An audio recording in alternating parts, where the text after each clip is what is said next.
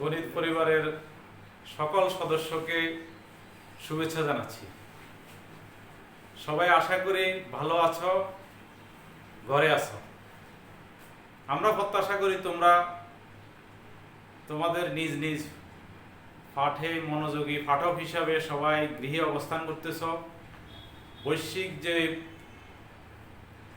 বিপর্যস্তকর অবস্থা, করোনায় সারা বিশ্ব যেভাবে থমকে আছে, বাংলাদেশও সেভাবে থমকে আছে। নোয়াখালী সরকারি কলেজের গণিত পরিবারের সদস্য তোমরাও আজকে নিজেরা সচেতনতার থেকে, এবং আমরা বলতেছি তোমাদেরকে যে নিরাপদে গৃহে অবস্থান করার জন্য। তো সবাই আশা করি ভালো আছো। আমার অনার্স ফোর্থ ইয়ারের জন্য এটি দ্বিতীয় লেকচার। আশা করতেছি যে তোমরা আগের লেকচার সবাই ভালোভাবে দেখেছো এবং সেই লেকচারটি ভালোভাবে অনুধাবন করে তোমরা প্র্যাকটিস করতেছো। তোমাদের জন্য শুভেচ্ছা থাকবে এবং দোয়া থাকবে যে তোমরা তোমাদের যেই ক্ষতি হয়েছে এই করোনার কারণে, সেই ক্ষতি পুষিয়ে নেওয়ার জন্য আমাদের বিভাগীয় প্রধান কর্তৃক যে প্রচেষ্টা, যে উদ্যোগ, সেই উদ্যোগে তোমরা উপকৃত হবে। এর জন্য যেটি প্রয়োজন, তোমরা আমাদের এই ফেজে, এই গ্রুপে তোমরা অ্যাক্টিভ থাকবে এবং তোমরা অনলাইন যে পাঠদান কার্যক্রম, তার সাথে তোমরা সবাই তোমরা একীভূত থাকবে। আমরা তোমাদের প্রতি এই আহ্বান জানাই। আমার কাছে মনে হয়েছে যে প্রথম যে লেকচারটি, এবং আমাদের বিভাগীয় প্রধান স্যার আব্দুল মতিন স্যার, মাহমুদুল ইসলাম স্যাররাও ক্লাস নিতেছে, কিন্তু তোমাদের রেসপন্স সেভাবে আমরা যেভাবে প্রত্যাশা করি সেরকম হয় নাই। আমি প্রত্যাশা করি যে তোমরা আরও বেশি অ্যাক্টিভ থাকবে, তোমরা পড়ালেখার সাথে থাকবে, কারণ আমরা এত কষ্ট করতেছি তোমাদের জন্য। তোমরা যাতে তোমাদের এই যে ক্ষতিটা হয়েছে সেই ক্ষতিটা পোষানোর জন্য আমরা যতটুকু উদ্যোগ নিছি, তোমাদের উদ্যোগ আরও অনেক বেশি থাকতে হবে। আমরা এক হাত আগাইলে তোমরা দুই হাত আগাইতে হবে, সেভাবে তোমাদেরকে এগিয়ে আসতে হবে। তো তোমাদেরকে আমি আহ্বান জানাই যে আমার যে লেকচারগুলো সবগুলো, আমার একটা চ্যানেল আছে মজুমদার এডুকেশন, তোমরা সেই মজুমদার এডুকেশন তোমরা সাবস্ক্রাইব করবা। আমি দেখতেছি যে আমাদের গণিত পরিবারের সদস্য সংখ্যা 1600+, কিন্তু আমার সাবস্ক্রাইবার 100-র নিচে। তার মানে তোমরা অনেকেই কিন্তু সেটা দেখো না। সুতরাং আমার আহ্বান থাকবে গণিত পরিবারের সকল সদস্য তোমরা মজুমদার এডুকেশনে তোমরা দেখবা এবং সাবস্ক্রাইব করবে। তা আমি এখন honours fourth year methods of applied mathematics এই কোর্সটার আমি শুরু করব এখন। প্রথম লেকচারটা ছিল আমাদের ফোরিয়ার সিরিজের উপর। আজকেও আমি ফোরিয়ার সিরিজের উপর আমি লেকচার দিব। ফোরিয়ার সিরিজে প্রথম যে লেকচারটা দিয়েছিলাম তোমাদের নিশ্চয়ই মনে আছে। আমরা তারপর থেকেই আমি পর্যায়বৃত্ত ফাংশন সম্পর্কে সেখানে বলেছিলাম, এবং আমি একটা ফোরিয়ার সহগ নির্ণয় করার জন্য একটা থিওরেম আমি উপস্থাপন করে সেটি প্রমাণ করেছিলাম। আজকে আমি প্রথমে তোমাদেরকে আলোচনা করব যে জোড় ফাংশন, ইভেন ফাংশন, এরপরে আমি আলোচনা করব অড ফাংশন, বিজোড় ফাংশন, এবং এই ফাংশনগুলোর সাথে রিলেটেড যে থিওরেম আছে সেই থিওরেম আমি উল্লেখ করব এবং সেই থিওরেম আমি প্রমাণ করব এখানে। তো সবাইকে আমি খাতা কলম নিয়ে তোমাদের পড়ার টেবিলে বসার জন্য আমি আহ্বান জানাচ্ছি।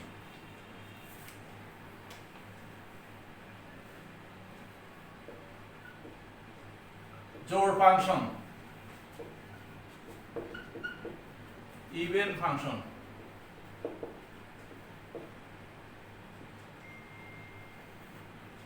একটা ফাংশন fx কে জোড় ফাংশন বলা হবে যদি f - x = fx হয়। একটি ফাংশন fx কে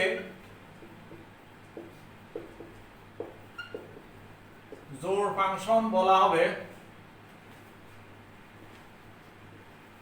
যদি f - x = fx হয়। ক্লিয়ার? তাহলে আমি একটা উদাহরণ দিতে পারি, যেমন cos x, fx = যদি cos x হয়, তোমরা জানো যে fx = cos x হলে f - x = cos - x। cos - x এর মান হলো cos x। তো সুতরাং এটি একটি জোড় ফাংশন। এছাড়া fx = x টু দি পাওয়ার 4 পাওয়ার যদি জোড় হয় সেটাও একটা জোড় ফাংশন হবে। এই ধরনের এরকম শত শত হাজার হাজার উদাহরণ আমরা দিতে পারি জোড় ফাংশনের। আচ্ছা, জোড় ফাংশন থাকলে নিশ্চয়ই বিজোড় ফাংশনও আছে। তাহলে আমি এখন বিজোড় ফাংশনের সংজ্ঞা দিব। বিজোড় ফাংশন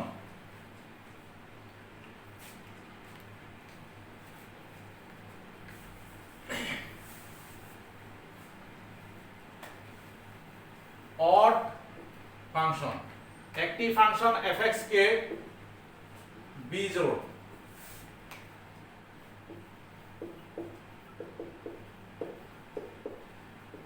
ফাংশন বলা হবে যদি f - x = -fx হয়।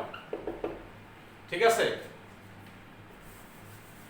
আমি উদাহরণ দিই, যেমন fx = যদি sin x হয়, sin x একটি বিজোড় ফাংশন, কারণ f - x সমান হবে sin - x, sin - x এর মান জানো তোমরা sin -sin x, সুতরাং এটি একটি বিজোড় ফাংশন। তারপরে x³ এটি একটি বিজোড় ফাংশন। এরকম অনেক পূর্বের মতোই বলবো যে এরকম হাজার হাজার লক্ষ লক্ষ উদাহরণ আমরা দিতে পারি বিজোড় ফাংশনের। আরো কিছু ফাংশন আছে যেগুলো জোড় ফাংশন না বিজোড় ফাংশন নয়। ঠিক আছে, যেমন তোমার fx = cos x + sin x, এটি জোড় ফাংশন না বিজোড় ফাংশন না।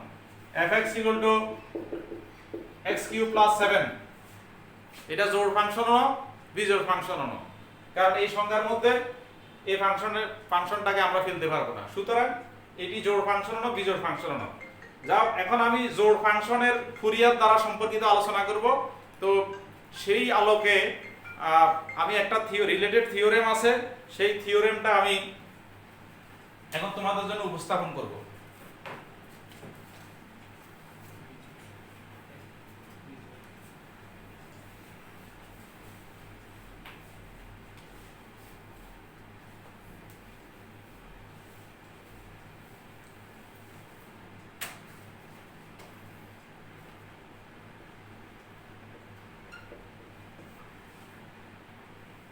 Twice 5 ফরজাকাল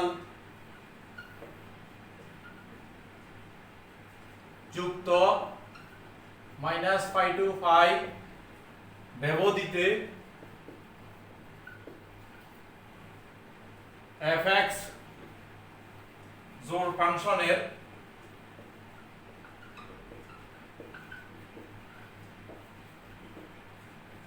ফুরিয়ার দ্বারা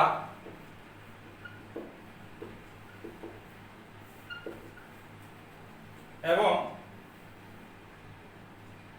ফুরিয়ার দ্বারাই কোসাইন দ্বারা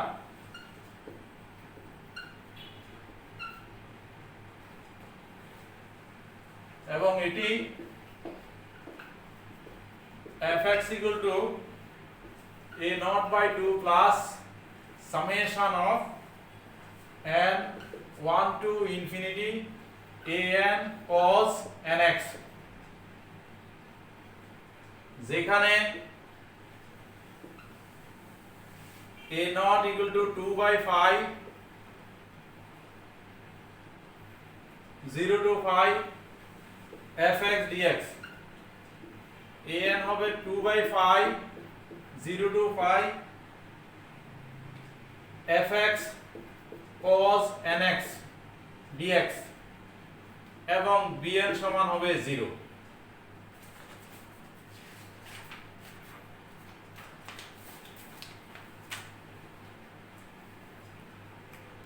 তাহলে থিওরেমটা ক্লিয়ার।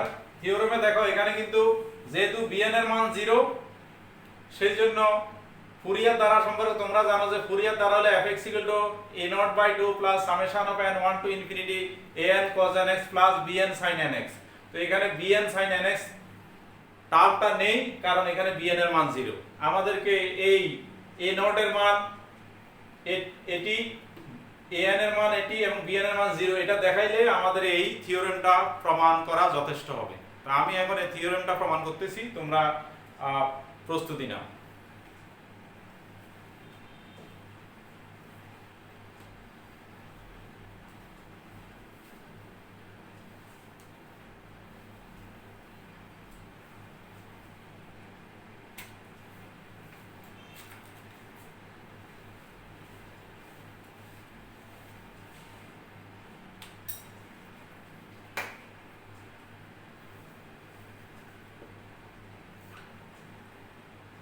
প্রমাণ করতেছি। প্রথমে আমরা ফুরিয়ার ধারাটি লিখি। ধরি ফুরিয়ার ধারা fx equal to a0/2 summation of n1 to infinity an cos nx plus bn sin nx, এটাকে আমরা এক নাম্বার সমীকরণ দিলাম। কেমন? যেখানে ফুরিয়ার ধ্রুবকগুলো লিখতে হবে। a0 হলো তোমার 1/5 minus pi to pi fx dx। কেমন? an সমান হবে 1/5 minus pi to pi fx cos nx dx এবং bn সমান হবে 1/5 minus pi to pi fx sin nx dx। এইটা হলো এটাকে আমরা 2 নাম্বার ইকুয়েশন লিখলাম, এটা 3 নাম্বার, এটা লিখলাম 4 নাম্বার। এগুলো আমাদেরকে প্রমাণ করতে হবে। এখানে এই n এর ভ্যালু হবে তোমার n belongs to natural number, অর্থাৎ n স্বাভাবিক সংখ্যা, এখানেও n স্বাভাবিক সংখ্যা। ঠিক আছে? এখন fx টা হলো জোড় ফাংশন। এখানে এটা কিসের থিওরেম? জোড় ফাংশনের থিওরেম। এখানে fx জোড় ফাংশন হলে কি হবে? f minus x সমান fx।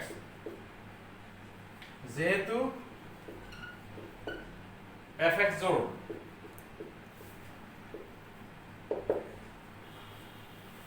তাহলে প্রথমে আমি 2 নাম্বারটা আমি প্রমাণ করব।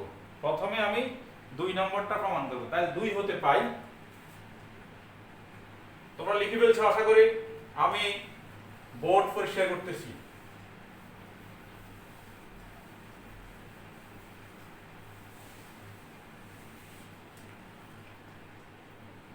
দুই লং হতে পাই। ঠিক আছে? 2 নং এ আছে 1/5 minus pi to pi fx dx।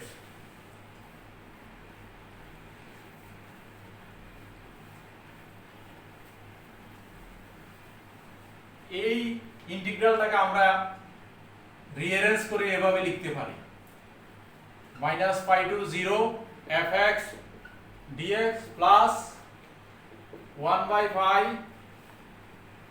0 to pi fx dx। ঠিক আছে? এখন প্রথম ইন্টিগ্রালে আমরা একটু কাজ করব। প্রথম ইন্টিগ্রালে আমরা কি করব? x এর পরিবর্তে আমরা -x নিব। তাহলে সেই অনুযায়ী ইন্টিগ্রালটা সীমা চেঞ্জ হবে এবং তোমার অপারেটরটাও চেঞ্জ হবে। তাহলে প্রথম ইন্টিগ্রালে x এর পরিবর্তে -x নিয়ে পাই নিলে কি হবে? সীমাটা চেঞ্জ হবে, তাই না? সীমা হবে -pi হবে pi, -pi tends to pi 0 0ই হবে। ঠিক আছে? আর dx তো -dx হবে, সেটা তোমরা জানো। তাহলে হবে 1/pi, এটা হবে pi to 0 আর a এত, এটা হবে এটা।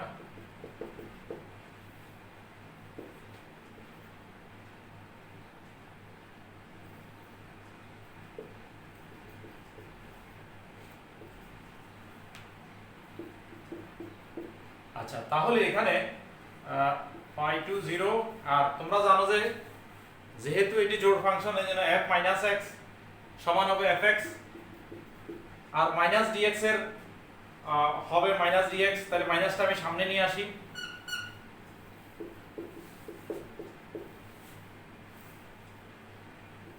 Zero two pi F x dx.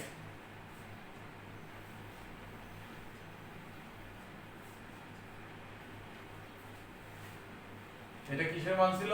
A not. তাহলে এ নট এর মান হবে 1/5। এখানে দেখো, এখানে হলো আমাদের ইন্টিগ্রালটার সীমা হলো phi to 0 minus fx dx। তোমরা জানো যদি এইরকম a to b fx dx থাকে, তাকে যদি আমি আপার লিমিট লোয়ার লিমিটে, লোয়ার লিমিট আপার লিমিট হয়, তাহলে b যদি এখানে, a যদি এখানে, তাহলে এখানে একটা চিহ্ন মাইনাস আসবে। ঠিক আছে, এই থিওরেম তোমরা জানো। তো সেই অনুযায়ী এখানে যদি এই ফাইটাকে আমি উপরে লিখি, জিরোটাকে নিচে লিখি, তাহলে কি হবে? এটা রিভার্স করব, অর্থাৎ মাইনাস fx এরটা প্লাস fx হয়ে যাবে, 0 ফাই হয়ে যাবে fx dx।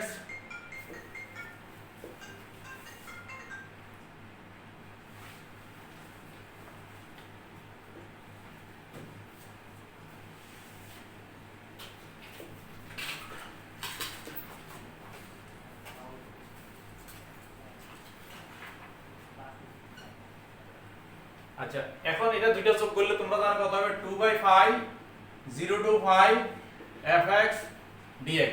তাহলে আমাদের প্রথম ফুরিয়ার সহগ এ নটটা প্রমাণ হলো।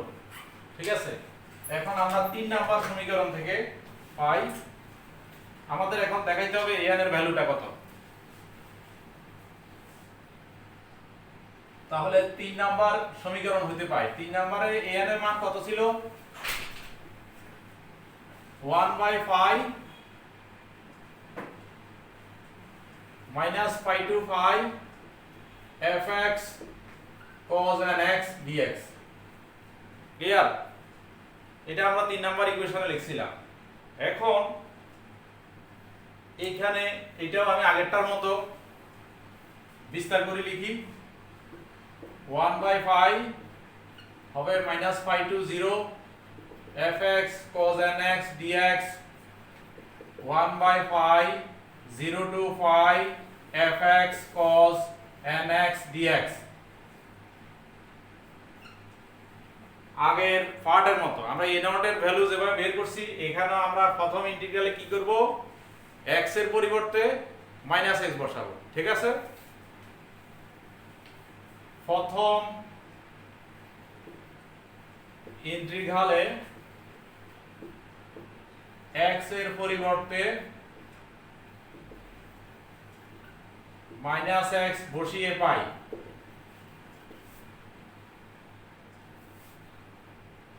তাহলে তখন সীমাটা কি হবে? একই রকম আগের মতো, তোমার মাইনাস পাই হবে পাই, 0 হবে 0, আর বাকিগুলা তো আমরা ভিজুয়ালি দেখাবো।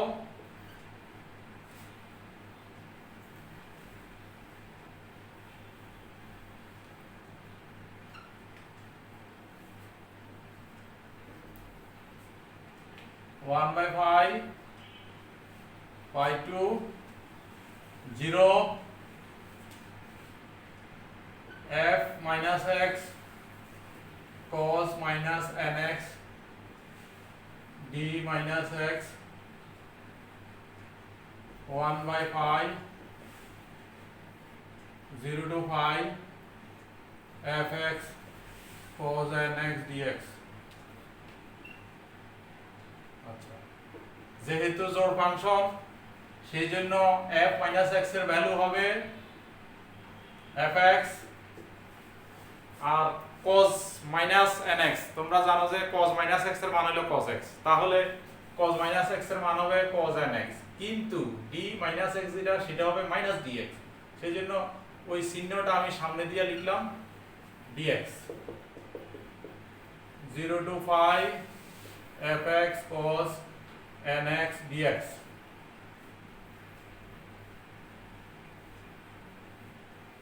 একইভাবে সীমা যখন আপার লিমিট 0টা যখন আমি লোয়ার লিমিটে আনবো, লোয়ার লিমিটের সীমাটা যখন আপার লিমিট করব পাই, তখন মাইনাস fx হবে fx 0 to pi fx cos nx dx 0 to pi fx cos nx dx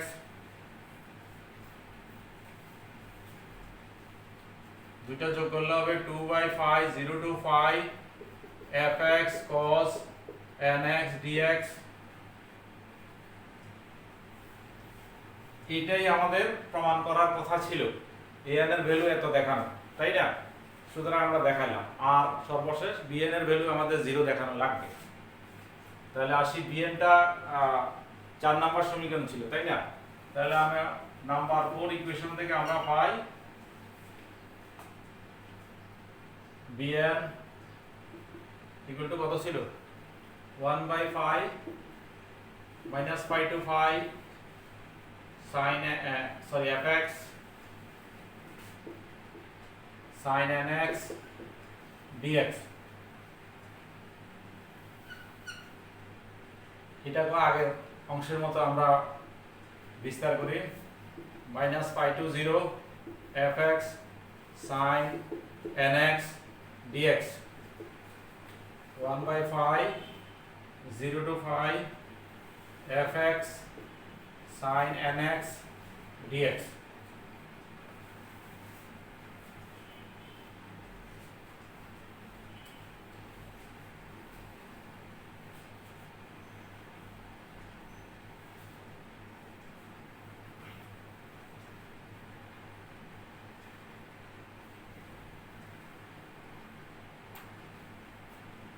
আচ্ছা, এখন আমরা কি করব, ওই আগের অংশের মতনে প্রথম ইন্টিগ্রালে আমরা x এর পরিবর্তে -x বসাবো। প্রথম ইন্টিগ্রালে x এর পরিবর্তে -x বসিয়ে পাই, বসালে আমাদের সীমাটা চেঞ্জ হবে, সীমাটা হবে minus pi to pi 0 to 0 সুতরাং bn ইকুয়াল টু হবে 1/pi minus pi to 0 f minus x sin minus nx d minus x 1/pi 0 to pi fx sin nx dx 1/5 এটাও জোড় ফাংশনের জন্য মাইনাস f মাইনাস x হবে fx। আর তোমরা জানো যে sin মাইনাস nx এর মান হবে minus sin x minus sin nx, আর এটা হবে minus dx 0 to pi fx sin nx dx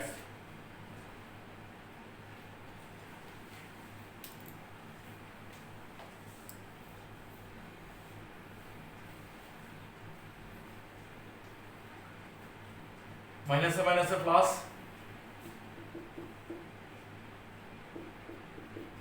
fx sin nx dx 0 to pi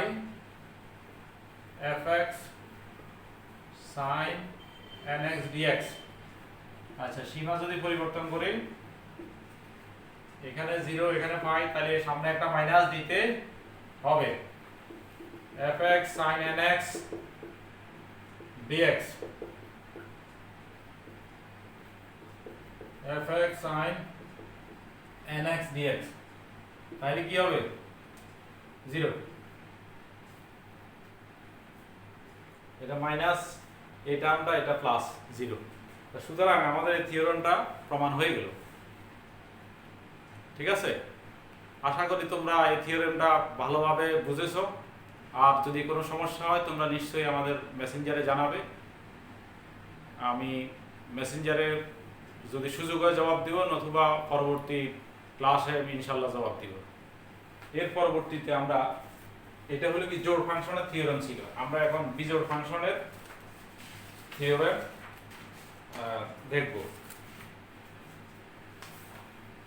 আমি বোর্ডটি পরিষ্কার করতেছি, আশা করতেছি তোমরা খাতায় লিখে ফেলছো, অথবা তোমরা যদি আমার সাথে যদি দৌড়াইতে না পারো সেক্ষেত্রে পজ দিয়া তোমরা দেখবে, কারণ যেহেতু তোমাদের কাছে অপশান আছে, তোমরা পজ দিয়া মনিটরকে স্ট্রেট করে তোমরা লেখাটা দেখে নিবে।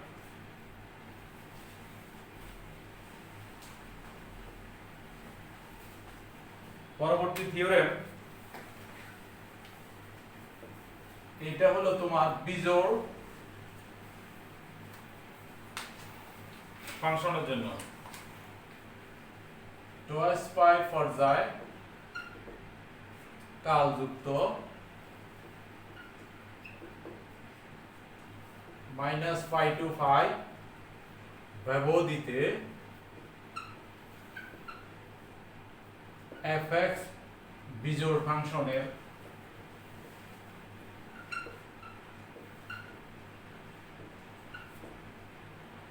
ফুরিয়ার ধারাটি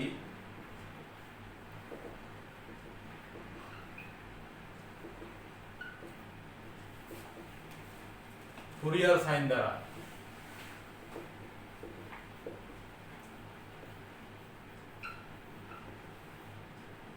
এবং এটি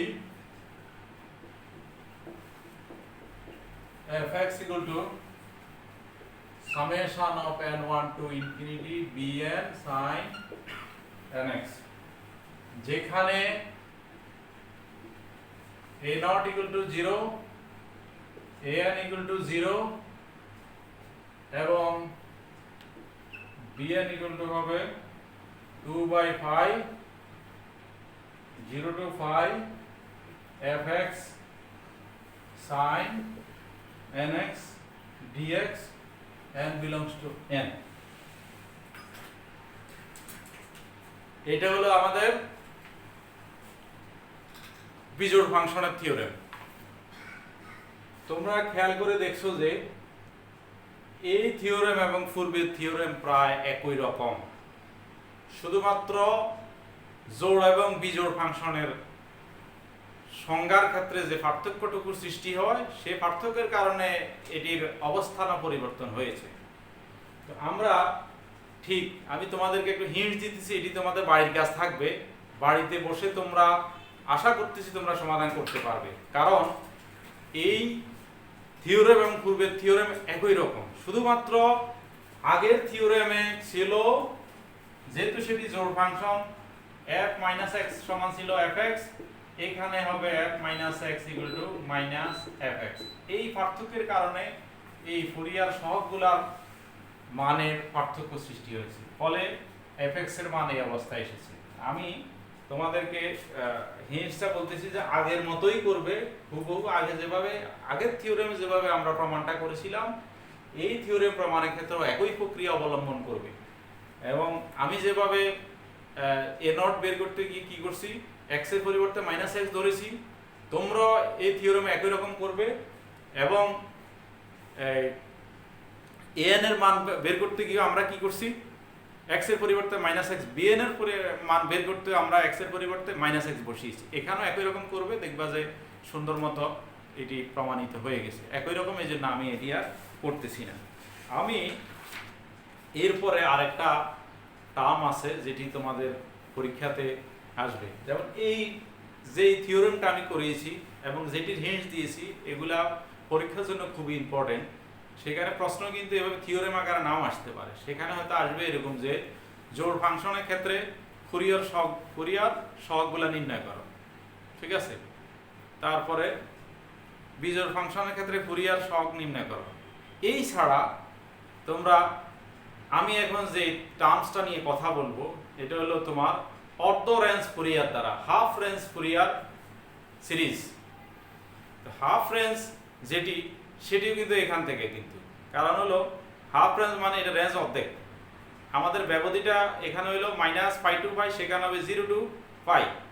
এবং এখানে খেয়াল করে দেখবে আমরা যে রেজাল্টগুলো পেয়েছিলাম এই যে আগেরটা এবং এখানে এইটাতে দেখো, এখানে আমরা রেঞ্জটা আসছে কত 0 to 5, আর এখানে কিন্তু অন্য দুইটা 0, ঠিক আছে। আগের থিওরেমে কি ছিল, a নট এর মানও ছিল, an এর মান ছিল, bn টা 0 ছিল, সেখানে ছিল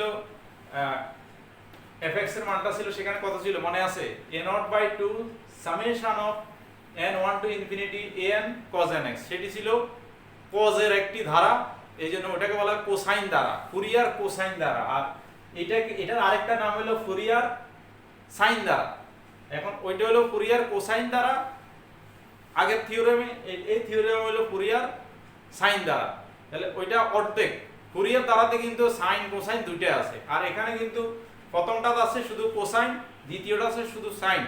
তাহলে এইটা হলো, এবং তোমার ইয়েটা সীমাটা ব্যবধিটাও কিন্তু অর্ধেক হয়ে গেছে, ওখানে ছিল -π to π, এখানে হলো 0 to π।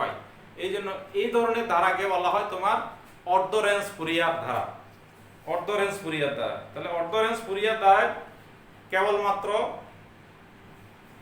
সাইন দ্বারা বিদ্যমান থাকবে অথবা কেবলমাত্র কোসাইন দ্বারা বিদ্যমান থাকবে, ঠিক আছে। তাহলে আমরা এই সংজ্ঞাটা এখান থেকে আমরা দিতে পারি যে ফুরিয়ার কোসাইন দ্বারা কেমন হবে, ফুরিয়ার কোসাইন দ্বারা হবে fx = তোমার a0/2 plus summation of n1 to infinity an cos nx, আর তোমার সাইন দ্বারা হবে fx = n1 to infinity bn = sin nx। সেই ক্ষেত্রে তোমার কোসাইন দ্বারা সাইন দ্বারার ক্ষেত্রে a0 এর ভ্যালু হবে 0, an এর ভ্যালু 0, bn এর ভ্যালু হলো 2/π 0 to π fx sin nx। এবং তোমার কি বলে কোসাইন দ্বারা হলো তোমার a0 এর ভ্যালু আছে, a0 এর ভ্যালু হলো 2/π 0 to π fx dx, এবং তোমার an এর ভ্যালু হলো 2/π 0 to π fx cos nx dx। তাহলে এই হলো তোমার অর্ধ রেঞ্জ ফুরিয়ার দ্বারা।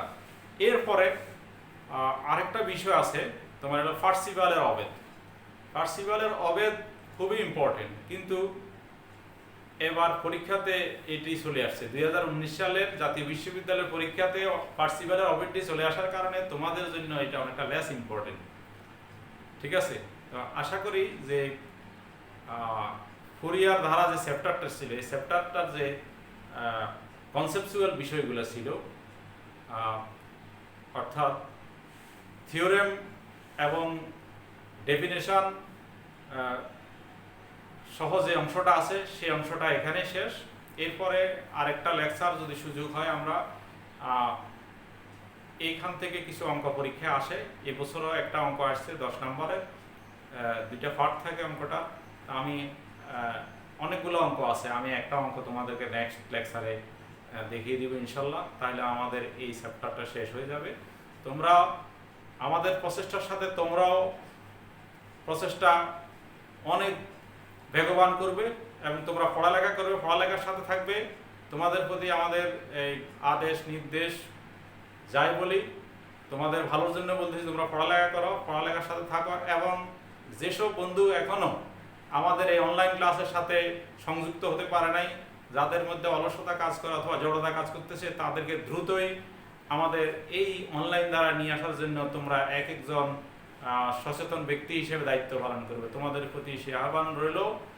সবাই ভালো থাকবে, আল্লাহ হাফেজ। আবার আরেকটি লেকচারে দেখা হবে ইনশাল্লাহ। ধৈর্য ধরে এতক্ষণ আমার লেকচার শোনার জন্য, দেখার জন্য তোমাদেরকে ধন্যবাদ জানাচ্ছি। আল্লাহ হাফেজ।